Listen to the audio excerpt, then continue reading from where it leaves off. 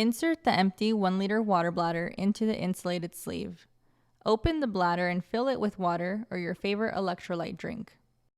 Once filled, close the bladder using the leak-proof slider seal.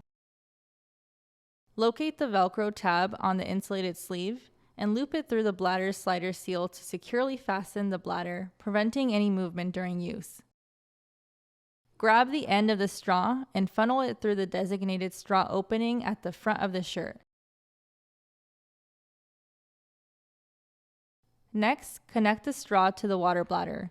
You should hear a click when it's properly connected.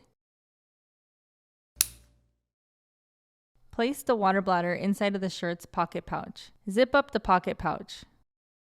Once you're wearing your Hydroshirt, clip the buckles and adjust the straps to ensure the water bladder fits snugly against your body. Attach the straw to the magnetic clip. And you're all set. Have a happy and hydrated run.